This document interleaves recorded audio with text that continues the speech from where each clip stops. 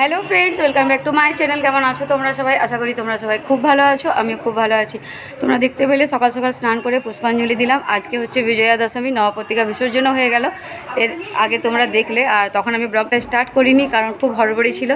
আর এখানে দেখতে পাচ্ছ দিদিরাও পুষ্পাঞ্জলি দিয়ে সিঁদুর খেলা করে এখানে সব দিদিরা দাঁড়িয়ে আছে। চলো বাবা একটা ছবি তুলে দেবে আমাদের। আর এখানে অনেকে আমাকে চেনে, ভিডিও আমরা ভাত জানি। তো চলো, দেখতে পাচ্ছ সবাইকে কি সুন্দর লাগছে দেখতে। তো আমরা কয়েকটা ফটো তুলে নিই, তারপরে আবার কন্টিনিউ করছি ব্লগটা। পুষ্পাঞ্জলি দিয়ে সিঁদুর খেলা করে চলে এসেছি। এখন নবপত্রিকা বিসর্জন করতে গেছে, ওটা আসবে, এসে পরে প্রসাদ দেওয়া হবে, তারপর আমরা কিছু খাবো। কিন্তু এখন শরবত খেতে পারি, তাই এখানে আমি দইয়ের শরবত বানিয়ে নিচ্ছি। এই যে বন্ধুরা, জল খাবার খাওয়া হয়ে গেছে, দিয়ে একটা তরকারি করে নিয়েছে। এখন তো গ্যাসের তো খুবই সমস্যা, সবাই জানো। মানে ভাত হলো, ভাত ওপর দিয়ে দিয়েছে। এরা কাজের মাছি আসবে, বাসন টাসন সব ধুবে। মাছ, আর এখানে মাছ ভাজা হবে। আর কি কি কাজ বাকি আছে? তরকারি ছুটবো আর মাছ।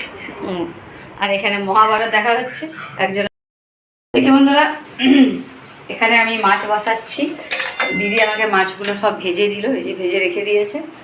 ভাতটা করে নামিয়েও দিল, ওপর দিয়ে দিয়েছিল, উঠিয়েও দিয়েছে। এবার আমি ঝটপট মাছের ঝোলটা করব।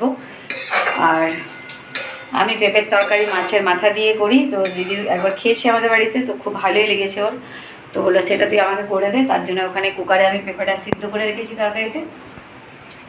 তরকারিটা সিদ্ধ করে রাখা আছে, পেঁপের তরকারিটা। আর এখানে আমি মশলাগুলো ভাজবো, পেঁপের তরকারিটা করে নেবো, মাছের তেল আছে ওটা ভেজে নেবো।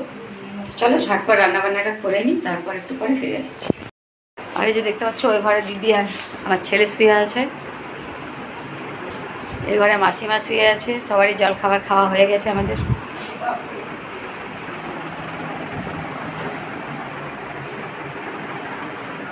এটা হল রুম।